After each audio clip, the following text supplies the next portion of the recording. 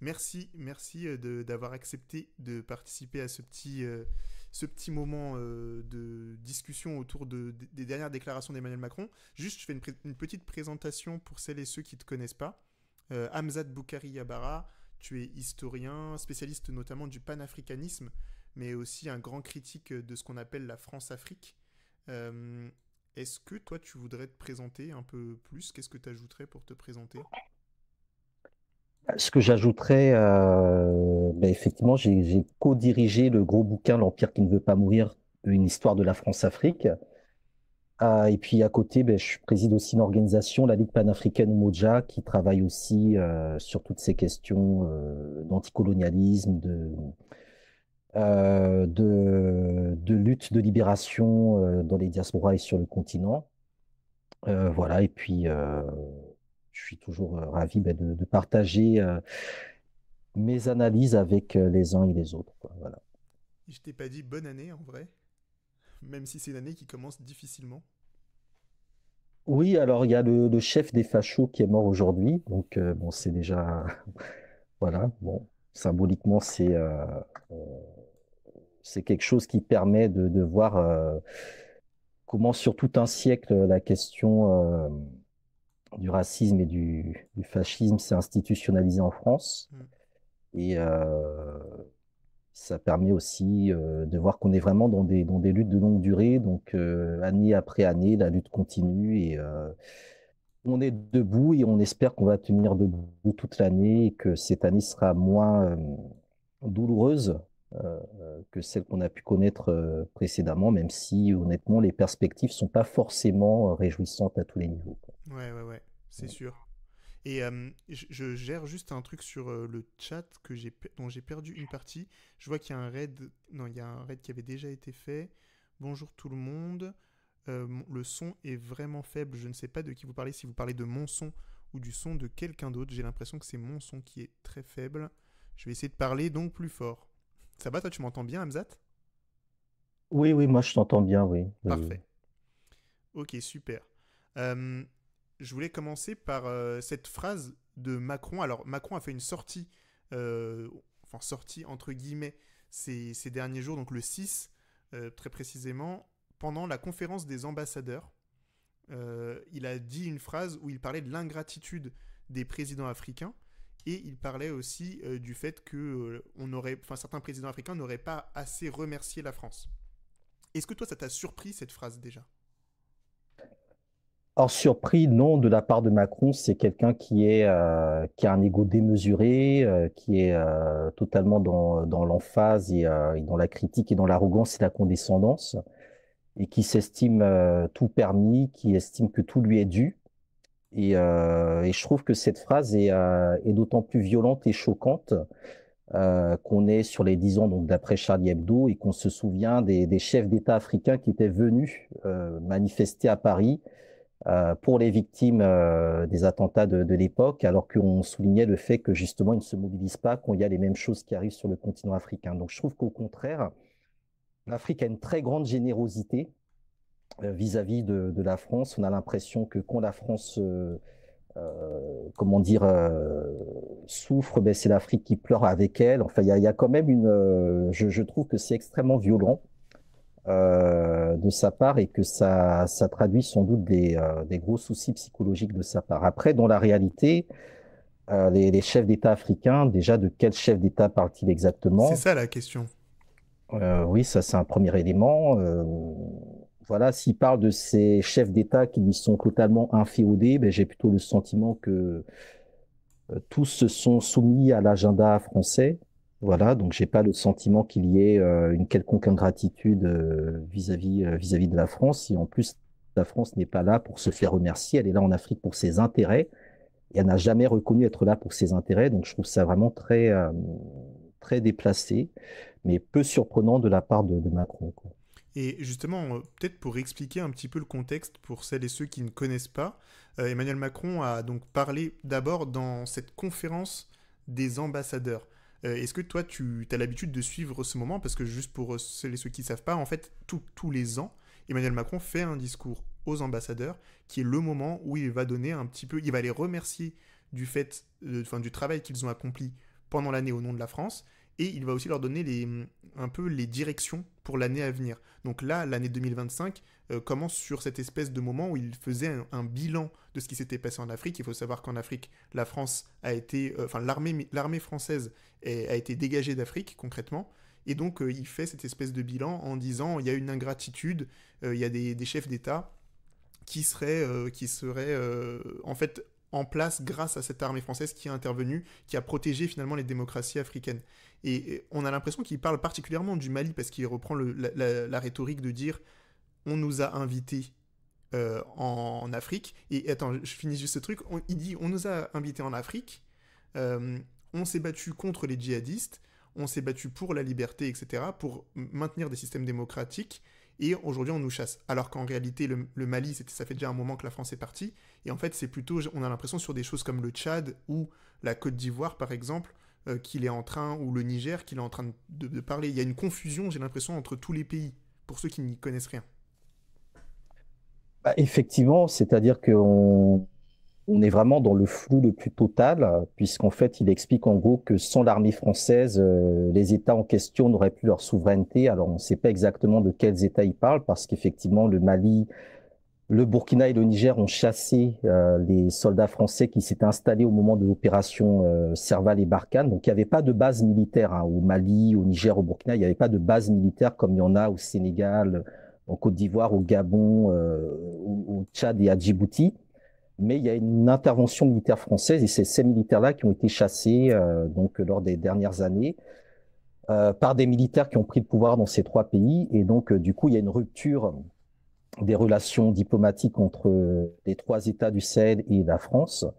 Et c'est quelque chose sur lequel Macron je dirais, n'a toujours pas avalé la pilule et se permet effectivement des réécritures de l'histoire qui posent un certain nombre de problèmes. Maintenant, par rapport aux pays qui plus récemment ont choisi de rompre, notamment le Sénégal, c'est une rupture qui est liée à l'arrivée d'un nouveau pouvoir. Alors, il faut être très clair, hein, si Macky Sall, son dauphin était passé, il n'y aurait pas eu de changement, mais là, c'est vraiment Diomaye Faye et Ousmane Sonko qui, dès le départ, ont toujours dit qu'ils allaient renvoyer l'armée française hors du Sénégal.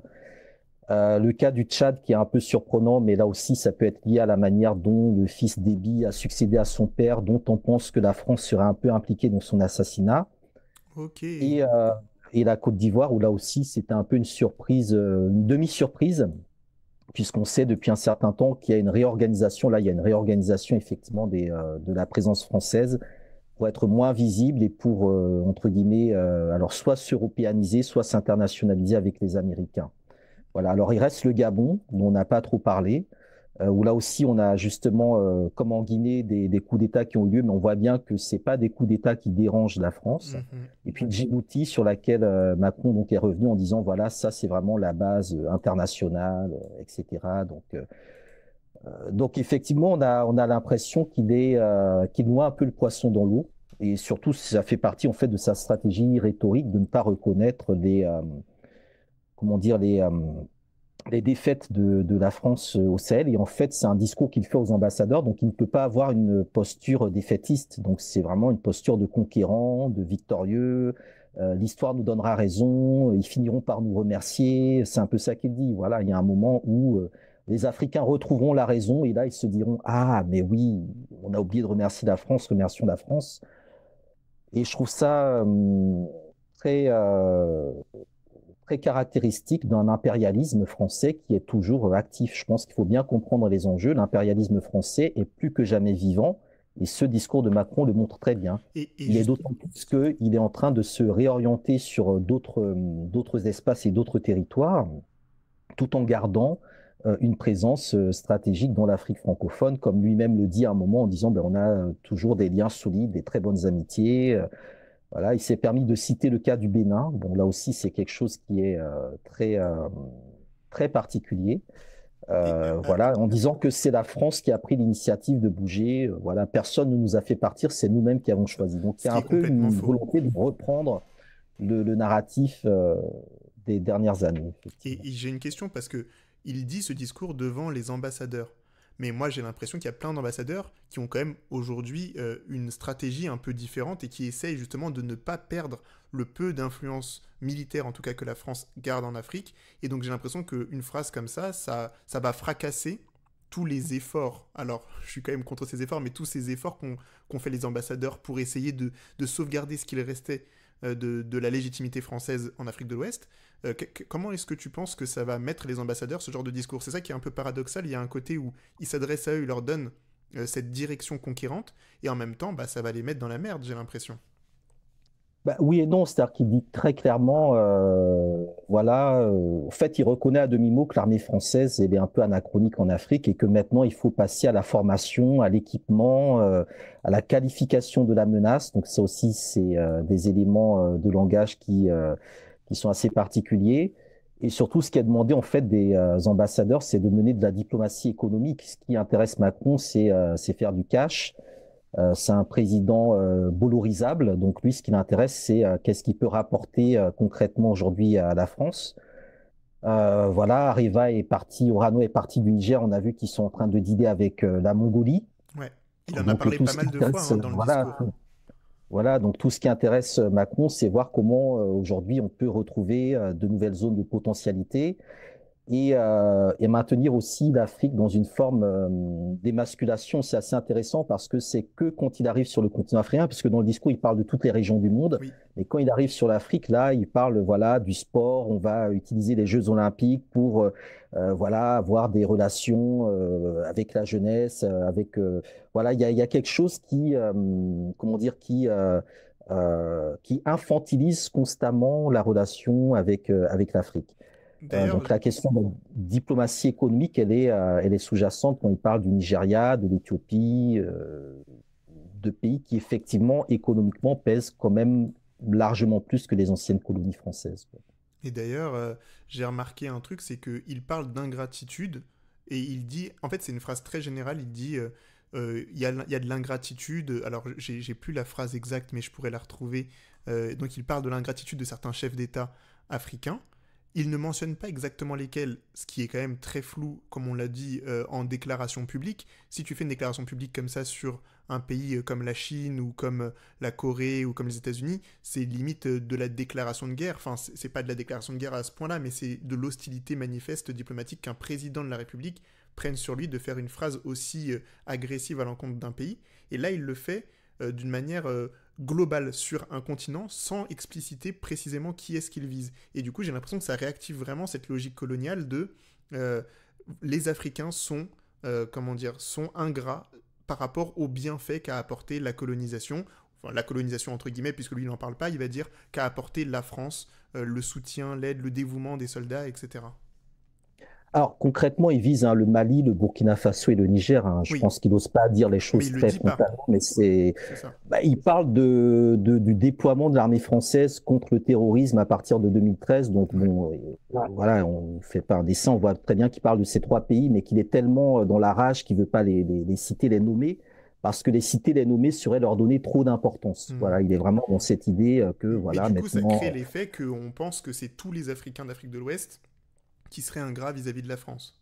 exactement, exactement. Et bon, après, je pense qu'il faut pas non plus trop s'éterniser sur cette polémique de l'ingratitude ou de la gratitude, hein. Je pense que la petite phrase un peu floue qu'il dit, voilà, c'est une maladie non transmissible à l'homme. Bon, Ouais, on comprend voilà, pas je ce qu'il raconte.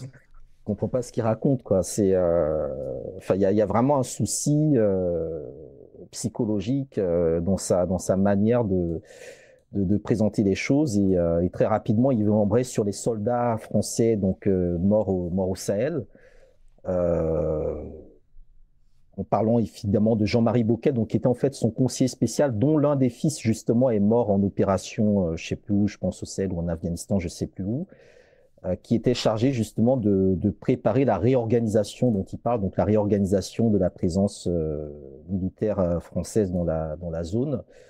Et après, il fait effectivement référence à tous les discours ou les débats sur les réseaux sociaux où les gens disent, ben voilà, là, il y a une base militaire, donc il y a forcément un coup d'État. Donc ça renvoie un petit peu à ce qui se dit autour notamment du Bénin, où le Niger accuse le Bénin d'avoir sur son sol une base militaire qui préparait une déstabilisation du Mhm. Niger, ou même le discours du président ivoirien, dont on sait parfaitement qu'il est totalement lié à la France, mais qui annonce ben, le départ de l'armée, enfin la rétrocession de la base militaire française à la Côte d'Ivoire. Et là où il sort donc la petite phrase encore plus assassine où il dit c'est nous qui avons décidé, mais on leur a laissé, on est poli, voilà, on a Ouais. été poli, on les a laissés l'annoncer en premier. Voilà, ça c'est quelque chose qui est fondamentalement colonialiste, raciste et impérialiste. Et donc là, Ousmane Sonko et donc le Premier ministre du Sénégal et le ministre des Affaires étrangères du Tchad ont tous les deux réagi instantanément sur les réseaux en disant non, non, non, ça s'est pas du tout passé comme ça. C'est nous-mêmes qui avons décidé, sans négociation, sans concertation avec la France, de réclamer le départ Et, de vos militaires, quoi. et pour celles et ceux qui connaissent pas le contexte, il y a quand même des grosses différences justement entre le Tchad par exemple et le Sénégal. C'est quand même des territoires qui n'ont pas du tout les mêmes histoires politiques. Comment expliquer que même la Côte d'Ivoire, hein, Côte d'Ivoire, Sénégal, Tchad, dans le même mois, c'était le mois de décembre, qui décident de rompre leur lien avec l'armée française. Enfin, la Côte d'Ivoire, c'est un peu différent. C'est pas une rupture complète, si j'ai bien compris. C'est plutôt une réorganisation. Mais en tout cas, que ces trois pays qui ont des histoires politiques très différentes fassent ce même mouvement en même temps, comment l'interpréter? Bah, dans le cas du Sénégal, comme je le disais, c'était déjà dans les programmes hein, du PASTEF. Il y avait déjà cette question de récupérer la souveraineté militaire du Sénégal. Euh, c'est quelque chose qui avait déjà été évoqué sous des régimes précédents, mais jamais réellement appliqué. Donc là, il y a vraiment une décision qui est enclenchée. Pour le cas de la Côte d'Ivoire, là, depuis 2 ans, on sait qu'il y avait des projets de réaménagement de la présence militaire française et l'idée, c'est de la rendre sans doute moins visible. Voilà, donc là, Ouattara s'est gargarisé de dire, ben voilà, on a une très bonne armée républicaine ivoirienne Oui, maintenant, on n'a plus besoin des Français, etc. Bon, c'est un peu tiré par les cheveux, mais bon, on verra ce qu'il en est par la suite, sachant que lorsqu'il s'était agi d'intervenir au Niger par le biais de la CEDEAO, on sait que l'armée française était en appui justement du bataillon ivoirien, qui était le premier bataillon prêt à aller intervenir au Niger militairement pour réinstaller Bazoum par la force. Et dans le cas du Tchad, alors ça s'est fait au lendemain d'une visite de Jean-Noël Barrot, le ministre des Affaires étrangères dans un contexte où le Tchad a une armée qui est souvent vue comme une bonne armée, en tout cas qui se débrouille avec ses moyens, mais qui est un pays vraiment stratégique. Et on peut penser qu'il y a une volonté de rupture de la part du jeune Déby parce qu'il est beaucoup plus dans la géopolitique des pays du Sahel. Il travaille avec le Niger, avec le Burkina, avec le Mali. Voilà, donc on peut penser que ça va dans ce sens-là, mais je reste assez dubitatif quand même, sachant que le Tchad, c'est vraiment un pion stratégique dans la présence française. Après, reste aussi la question des autres partenaires, sachant que Macron l'a bien dit, il s'agit maintenant de mettre en place des partenariats stratégiques de défense. Donc on n'est plus dans l'ancien modèle, mais on est dans quelque chose qui visiblement va être, comment dire, plus sophistiqué un partenariat de sécurité et de défense nouveau, c'est de ça dont il parle. Il parle de bases stratégiques que la France aura, donc il parle toujours au futur. mhm. Donc ça veut bien dire que c'est d'une certaine manière partir pour peut-être tenter de revenir ou de mieux revenir. Ouais, je comprends. Donc là aussi, puis il dit, il faut que nos partenaires expriment leurs besoins en matière de défense. Donc il y a toujours cette idée que les pays africains, les anciennes colonies restent liées, en sachant qu'il y a d'autres pays dans lesquels la France n'est pas forcément militairement présente de la même manière, mais elle est présente. Voilà, elle est présente au Congo-Brazzaville. Il y a de la coopération militaire avec le Cameroun, avec pas mal d'autres pays. Et ça aussi, ça va peut-être être la forme qui va être donnée au niveau de la Côte d'Ivoire ou d'autres pays Ouais. de la sous-région, Et quoi. j'aimerais qu'on regarde un petit extrait. Tu me diras si tu arrives à voir. Est-ce que tu vois mon écran qui s'affiche en Oui, je plus? vois l'écran, mais Alors attends, hop. Je vais essayer de toi qu'on te voit quand même. Pardon. Pour les gens. Hop, hop, hop. Ignorer. Comment je fais pour épingler? Pour moi uniquement. Ah non, je peux pas le faire pour qu'on te voit en même temps. bon, Désolé. c'est pas... Bon. Ouais, on écoute rapidement cette phrase de Macron. Je vais vous le mettre aussi pour tout le monde. Et puis, Hamzat, j'aimerais bien que tu réagisses à cette phrase. Hop. Le dialogue avec l'Afrique ne peut pas être l'otage d'un panafricanisme de bonne aloi contemporain qui utilise en quelque sorte un discours post-colonial en ayant d'ailleurs des soutiens de revers qui sont les impérialistes d'aujourd'hui. Je sais pas si t'as entendu Hamzat ou pas.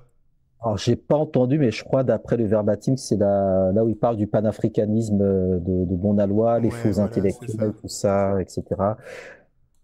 Macron, vers la fin de son discours, hein, c'est aussi un discours de félicitations. Donc, il remercie les ambassadeurs, il remercie les conseillers. Donc, il remercie évidemment Achille Bembe, Oui, euh, voilà, qui a mis en place ce système des Young African Leaders. Donc, c'est un peu l'équivalent des Young American Leadership Initiative. Enfin, voilà. Qui est dans la continuité des fameuses pépites de Montpellier, de repenser la démocratie africaine, etc. Et effectivement, dans ce passage, il égratigne bon, ce qu'il appelle les faux intellectuels, les panafricanistes des réseaux sociaux qui manipulent la jeunesse, etc. Et qui surtout restent aussi liés aux impérialistes d'aujourd'hui. Donc, il parle principalement de la Russie, un petit peu de la Turquie, un petit peu de la Chine éventuellement. C'est un discours classique hein, qui nous ressort effectivement à chaque fois qu'il doit évoquer la question, les questions africaines, le recul du continent africain. Euh, en fait, au final, il bon, que critique. dire, Pour moi, c'est euh, une manière de oui, critiquer. Je sais pas si tu m'entends bien ou ça. Ouais, c'est bon. C'est une manière de oui, ça critiquer en va. fait le panafricanisme. Et pour les gens qui ne savent pas de quoi on parle, c'est peut-être la première fois pour plein de gens qu'ils entendent un chef d'État prononcer le mot panafricanisme et ça va être teinté de négativité ou de lié à la désinformation, des réseaux sociaux, de la Russie. On comprend pas exactement, mais c'est une manière en fait de décrédibiliser le mot. Alors, le problème du discours de Macron, de la stratégie de Macron, je pense qu'on en avait déjà parlé avec toi, c'est que dans son discours, il y a du panafricanisme, hein. C'est-à-dire qu'il est en train de récupérer le truc. Quand il parle, par exemple, des Outre-mer, de s'appuyer sur les Outre-mer pour rayonner régionalement, etc. Il parle des diasporas, enfin, il parle de tous ces éléments-là, de penser l'Afrique au-delà de la dimension francophone. Donc, il est en train vraiment de mener pour moi une vraie bataille idéologique, une vraie guérilla intellectuelle à la question du panafricanisme. Et ça passe effectivement par décrédibiliser cette idée, ce mouvement. Ça passe aussi parfois par mettre en avant des figures qui peuvent elles-mêmes décrédibiliser la question du panafricanisme. Donc ça aussi, ça fait partie vraiment des stratégies en disant, bah, regardez, en fait, c'est des agents, c'est des pions, nanana, etc. Mais je pense qu'il faut vraiment comprendre que dans la bouche de Macron, c'est vraiment quelque chose de péjoratif, quoi. C'est bon, voilà, c'est pas surprenant parce que le panafricanisme a toujours été vu comme une idée ennemie des intérêts français. Voilà. Alors on notera par exemple qu'il a cité le cas du Bénin. Il a cité le cas du Bénin. Alors je pense qu'il est en train de devenir le meilleur agent directeur de campagne de Kémy Séba qui se présente à la présidentielle du Bénin, parce que là, du coup, il lui donne quasiment une sorte de, entre guillemets, Validation, quoi. de validation, voilà. Mhm. Et ça, je trouve ça très intéressant, en fait, la manière dont ce système, en fait, crée, je dirais, ces adversités, identifie, entre guillemets, ces faux intellectuels, ces agents manipulés, etc. C'est vraiment très caractéristique d'une relation, comment dire, de domination intellectuelle et symbolique. Il y a aussi quelque chose, je pense, qui est vraiment important, c'est la manière aussi dont il évacue toute la dimension de libération des Outre-mer. C'est-à-dire qu'il profite vraiment de ce discours pour les réenraciner dans le projet français. C'est-à-dire que les Outre-mer, c'est la France. Mais c'est en parlant à des ambassadeurs qu'il en parle. Donc on est Oui, vraiment dans l'idée que les ambassadeurs sont encore des gouverneurs des colonies, etc. Et ça, je pense que c'est très important à garder à l'esprit. Qu'on voit notamment le cas de Mayotte, qu'on voit le cas de la Martinique, de la Calédonie qu'il a évoqué, en disant très clairement, ben, ces coins-là, il faut qu'on les réenracine dans notre stratégie diplomatique pour pas qu'ils nous échappent. Donc c'est quelque chose qui mérite vraiment d'y répondre avec attention et avec vigilance. Voilà, et sur le panafricanisme, de toute façon, nous, on va continuer nos actions, nos travaux, nos mobilisations. Et où est-ce qu'on te Voilà. retrouve, Hamzat, pour ce début d'année? Et c'est quoi tes prochaines actions? Ou est-ce que tu es en train de travailler sur du texte, des mobilisations? Qu'est-ce que tu fais un petit peu pour les gens qui voudraient te suivre? Alors oui, là, il y a un bouquin là sur lequel je suis en train de travailler qui devrait sortir entre le printemps et l'été, qui remet un peu à jour justement la question du panafricanisme par rapport à tout ce qu'on voit, les régimes un peu france-africains, néocoloniaux, qui récupèrent un peu l'étiquette panafricaine, la manière dont le néolibéralisme et le capitalisme aussi investissent dans le panafricanisme. Donc c'est un bouquin qui va essayer de faire un petit peu la synthèse et la mise à jour de ces questions-là. Je vais aussi travailler cette année sur la Biennale de Luanda. Alors l'Angola c'est le cinquantenaire de l'indépendance de l'Angola. C'est un pays qui est extrêmement important. Le président de l'Angola devient le président de l'Union africaine cette année. Et je pense qu'il y a beaucoup de choses à regarder du côté des anciennes colonies portugaises. Là aussi, il se passe beaucoup de choses au Mozambique. Donc j'ai un peu envie aussi d'ouvrir ces espaces qui sont très importants. Voilà, et puis après, il y a d'autres projets. Je vais être en partie sur un colloque qui devrait accompagner l'exposition Paris Noir qui aura lieu en mars à Beaubourg, je crois, et je sais plus où. Voilà, puis toujours les activités de la Ligue que vous pouvez suivre sur les pages Facebook de la Ligue ou Instagram de la Ligue, et également des conférences régulières prévues tout au long de l'année. Voilà. Ben, génial. Merci beaucoup pour ta présence, Hamzat. Je t'avais dit jusqu'à 21 h, donc je te libère. Merci d'être venu, en tout cas, ça fait grave plaisir. Nous, on est toujours en train de réfléchir à des formats. Là, grâce au soutien de la communauté, on commence à avoir vraiment les moyens d'organiser des émissions qui vont être de meilleure qualité, avec un plateau, avec des choses plus construites. Et donc, je vais te contacter bientôt pour te proposer peut-être des choses. Et en fonction de ton temps, ce que je te dis depuis longtemps, je vous le dis juste pour la communauté, imaginez une émission Hamzat raconte, où Hamzat raconte des histoires coloniales. Peut-être que ça te plaira pas, Hamzat, mais c'est quand même des histoires coloniales, non, des histoires panafricaines, et notamment les histoires que tu racontes dans Africa Unite, par exemple, avec une vidéo tu vois, par chapitre, que c'est juste toi qui racontes de manière assez simple une histoire, et après nous on monte, on illustre, etc. Je pense que ça pourrait faire une super série de vidéos qui permettrait à plein de gens d'entrer dans les questions panafricaines de manière assez simple. C'est une proposition, je t'en reparlerai plus tranquillement, on peut imaginer d'autres choses aussi. En tout cas, merci beaucoup d'être venu. Euh, Ben merci à toi et puis bon courage et bonne année à toute la communauté d'Histoire Crépue pour que 2025 soit une année encore plus panafricaine, décoloniale, anticoloniale, antiraciste et tout ce qui va avec, quoi. Voilà. Génial. Bonne soirée à toi. À bientôt. À bientôt. Merci. Ciao.